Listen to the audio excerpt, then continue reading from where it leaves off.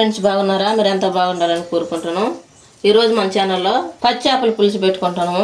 చేపలు 2 కిలోల చేపలు తీసుకున్నాము. ఇవి బొచ్చి చేపలు. ఇవి శుద్ధంగా కడిగి తలకాయలన్నీ కట్ చేసేసుకొని ఉప్పు వేసి తోమి పెట్టుకున్నాము. తర్వాత దీనికోసం మసాలా వేపుకున్నాము. ముందుగా స్టవ్ వెలిగించుకొని ఒక పెద్ద బాండ్లు పెట్టుకోవాలి. మెంతులు వేసుకోవాలి. బాగా బాండ్లు వేడైన తర్వాత ఇవి బాగా దూరగా వేపుకోవాలి. తర్వాత జీలకర్ర వేసుకోవాలి. ఇవి కూడా 2 స్పూన్లు దాకా జీలకర్ర వేసుకున్నాం. 2 స్పూన్లు ఆవాలు వేసుకుంటున్నాము.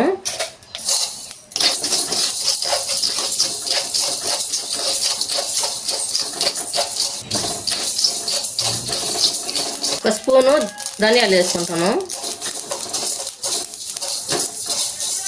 ఈ విధంగా వేగిన తర్వాత స్టవ్ ఆపేసుకోవాలి. ఈ బాగా చల్లారిన తర్వాత పొడి చేసుకోవాలి. ముందుగా పెద్ద డీస్ పెట్టుకోవాలి. స్టవ్ తీసుకొని బాగా వేడైన తర్వాత ఆయిల్ వేసుకోవాలి. 2 కేజీల చేపలు కదా, కాస్త ఎక్కువగానే వేసుకోవాలి. ఆయిల్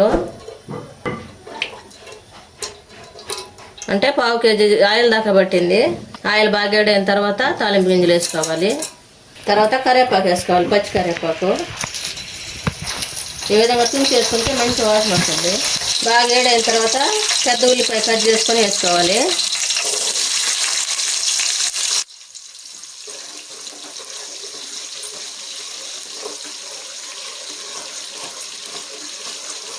ఇది బాగా గోల్డ్ కలర్ వచ్చిన దాకా ఉడికించుకోవాలి. ఉల్లిపాయలు, కరివేపాకు, తాలింపు గింజలు అన్నీ వేసుకున్నాం కదా. తర్వాత కొత్తిమీర, కరివేపాకు, పుదీనా వేసేసుకోవాలి.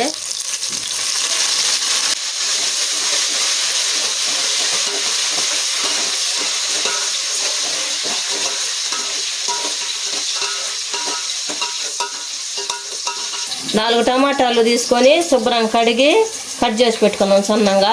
ఇవి మనం ఉల్లిపాయలు బాగా వేగిన తర్వాత దాంట్లో పోసేసుకొని కలుపుకోవాలి.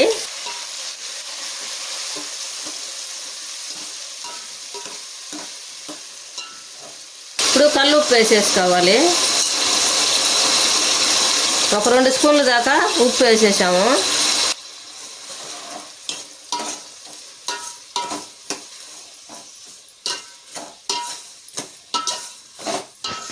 ఇప్పుడు మూత పెట్టి ఉడికించుకోవాలి.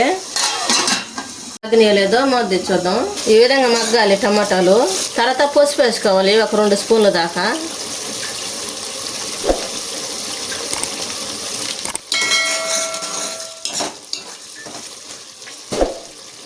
తర్వాత కారం వేసుకోవాలి. మన టేస్ట్ తగ్గట్టుగా కారం వేసుకోవాలి.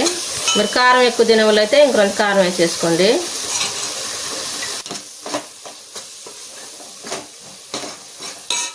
ఇప్పుడు దీంట్లోకి చింతపండు తీసుకుందాము. చింతపండు రసం. చింతపండు ఇదిగో చూడండి, ఒక పెద్ద బత్తాయి కదా సైజు అంత చింతపండు తీసుకోవాలి. అది మొత్తం కలిపేసుకోవాలి. ఈ విధంగా చింతపండు అంతా పిసికి రసం తీసి ఒక దాంట్లో పోసేసుకోవాలి. ఈ విధంగా పిప్పు అంతా తీసేసుకున్నాము. ఇప్పుడు ఈ నీళ్ళన్నీ ఎత్తి దాంట్లో పోసేసుకోవాలి. చేపల పులుసు కోసం మనం మసాలా వేసుకున్నాం కదా, దాంట్లో పోసేసుకోవాలి. టమాటాలు ఇవన్నీ మగ్గబెట్టేసుకున్నాం కదా, దాంట్లో పోసేసుకోవాలి. ఈ విధంగా చెయ్యి అడ్డం పెట్టి పోసేసుకుంటే ఏమన్నా ఉంటే వచ్చేస్తాయి. ఇప్పుడు ఒక పొంగు రానిద్దాం. ఇప్పుడు పులుసు తెరలిందో లేదో మూత తెచ్చేద్దాం.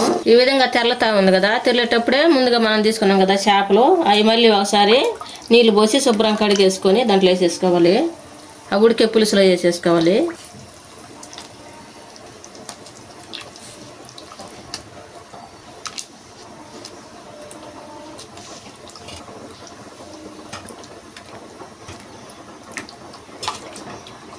ఇప్పుడు మొత్తం ఒకసారి కలిపి పెట్టుకోవాలి. ఈ విధంగా కలిపేస్తున్నామంటే ఇంకా కలిపెట్టేదానికి లేదు. ఇప్పుడు అల్లం వెల్లుల్లి పేస్ట్ వేసుకోవాలి. ఇప్పుడు మూత పెట్టి ఉడికించుకోవాలి. ఉడికిందో లేదో మూత తెచ్చుద్దాం. బాగా చిక్కబడింది.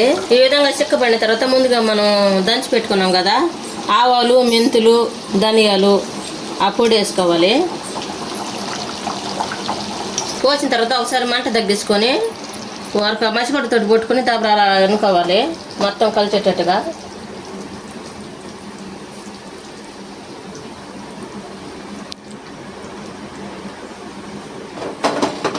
ఈ విధంగా అన్నామంటే ముక్కలు చెడిపోకుండా ఉంటాయి, గంటి పెడితే చెదిరిపోతాయి. ఇప్పుడు మళ్ళీ 1 నిమిషం ఉడికించుకుందాం మంట హైలో పెట్టుకొని. ఇప్పుడు 1 నిమిషం తర్వాత స్టవ్ ఆపేసుకుందాం. ఇప్పుడు మూత తీసాం కదా, ఈ విధంగా ఉడకాలి చిక్కగా. ఎంతో టేస్టీగా ఉండే పచ్చేపల కూర రెడీ అయింది. మీరు కూడా మీ ఇంట్లో చేసుకొని ఎలా ఉందో మాకు కామెంట్లో పెట్టండి. లైక్ షేర్ చేయండి, సబ్స్క్రైబ్ చేసుకోండి, పక్కన బెల్ నొక్కండి. Thank for watching.